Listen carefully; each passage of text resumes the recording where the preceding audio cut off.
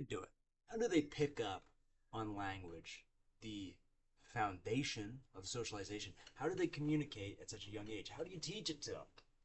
How does a teacher effectively reach out to a 6-year-old, 7-year-old, and get them to learn an entire language? For many years, the approach was phonics, and phonics is still used almost everywhere, and it's good, but not perfect. What phonics does is it breaks up big words, or small words too, into letters and sounds. It allows people to break them up. Uh, Hat, right here. H-A-T, at. A-T makes the at sound, H goes, huh, hat. Um, you end up, as you progress, learning prefixes, suffixes, roots of words in different languages, which is helpful. But what fails is that oftentimes students have no passion in phonics. All the words just end up being sounds, things they were forced to memorize, not because they were interested in it, but because their teacher put it in front of them and said, oh, if you want to be able to communicate, you got to know how to say this word, recognize this word. And so it becomes a very rigid pattern of just climbing up a ladder. Uh, a lot of kids lose passion. A lot of kids don't feel interested in reading in the phonics, phonological style of teaching. Um, and they do it because they have to do it. Uh, Educators weren't happy with this. People like Horace Mann wasn't happy with this. He wanted something that would really get kids to feel passionate about the stuff they read. Um, Horace Mann, he was one of the founders of the constructivist uh, schools of philosophy, and he incorporated that in everything he did. He's a very passionate man about education, with his development of the Common School, his advocacy for education for almost everyone. He was hindered by his time. The late 19th century, early 20th century was still, and today's society is not perfect, but it was worse then in the modes of the patriarchy and white supremacy, in which if you weren't a white man, you were going to be losing out on a lot of important educational foundation.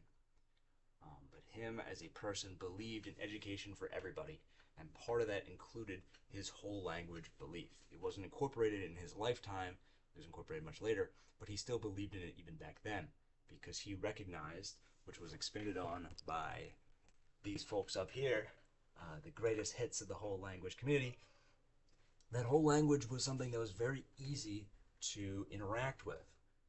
Dr. Sally Shaywitz, Frank Smith, Reggie Broutman, and Yetta and Kenneth Goodman. The Goodmans, by the way, incredible stuff, power couple of the whole language style of teaching. Both of them being very sophisticated in their field and advocating for this adoption. Um, Good for them. Anyway, all these people up here, they really united their skill sets and advocacy, and they found that through this style of teaching called whole language learning, you could teach words individually to students and have an often greater impact on developing their literacy. It trusted in a constructivist foundation that, like speaking, students can naturally learn how to read. If you expose them to enough things, they'll begin to pick up the patterns because the human brain itself is so complex that you'll just begin to kind of fill it in and figure it out. Um, it was a very progressive belief, and it turned out to be quite true. Uh, these figureheads really begun their uh, publications in the 1970s, and by the 1980s, whole language reading was adopted across the United States as a pretty primary form of teaching language. Um, Students were uh, shown pictures and words and given the association between the two because they already know dogs in their life, they know hats in their life, and they know their parents, so on and so forth. Uh, and through students being tasked to incorporate what they know, whole language learning is a very unifying form of teaching. It is not very racist, it's not very sexist, because everyone has their own memories and feelings associated with words that just show up in your life. So it was a way for people to interact with diversity as students brought together all these different uh, associations with the word and could communicate it with it to each other.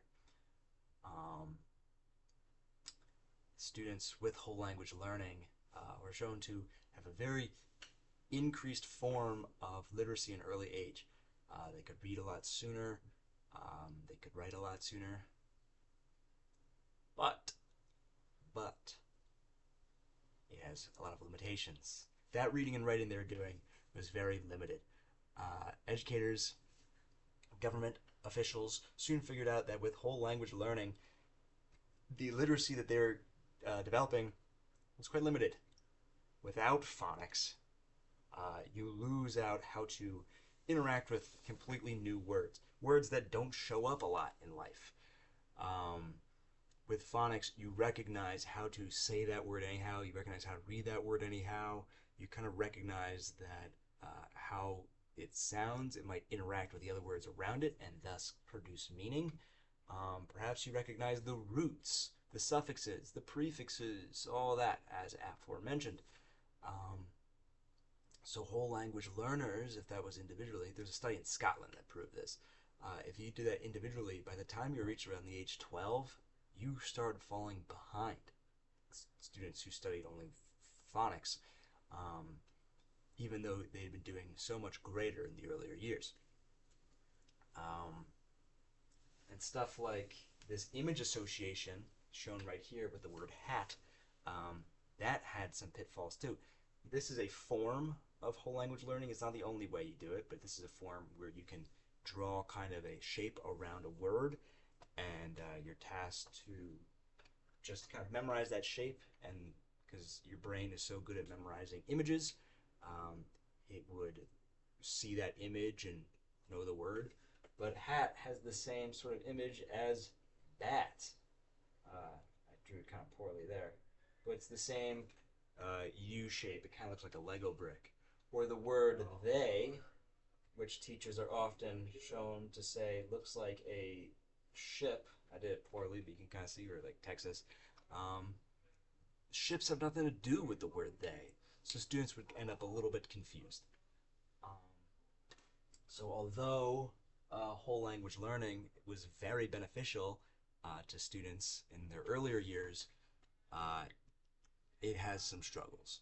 So by around the 1990s, 2000s, America was still interested in whole language learning. They had not given up on it because, again, the findings of the Goodmans, Dr. Shaywitz, was very telling. It was very pro whole language learning. Students can interact so much better, but they need a little boost. So, of course, like many things, the solution was hybrid learning.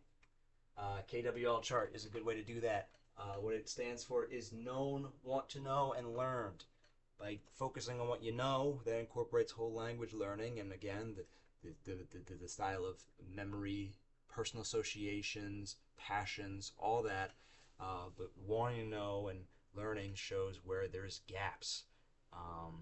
And it shows where sometimes if you introduce phonics and, okay, you didn't know this, well, here's the root of this, you can end up teaching people what they don't know, and then they can use that teaching for the future. There's also a very helpful image or graphic, I think. I don't know how well you can read that there, but I will include it in the description of this video along with all my other sources. But the Scarborough's reading rope shows that skilled reading requires many different roots, and that they can combine together to make the best reader, the person who's best at critically thinking and reading. It is rooted in a lot of the whole language, kind of what you know, relying on your associations with that word and all the feelings and memories you have associated, but also with a more phonological awareness of how a root affects it. And the model shows how with the whole language there's a lot at the beginning. Phonics is hard to interact with at the beginning, but then around that same like kind of 13 age, young teenage years, late adolescence, or mid-adolescence I should say, combines to make a very strong form of reading if you incorporate both phonics and whole language learning. That's the most common thing they do in the United States now. Although in Britain they mostly stick to just phonics. Most English-speaking countries have that combination of whole language learning and phonics being incorporated into their styles of education, and it has been very beneficial for their students. It's still being developed. We'll still see the effects of that. There will probably be improvements as time goes on, as there always are.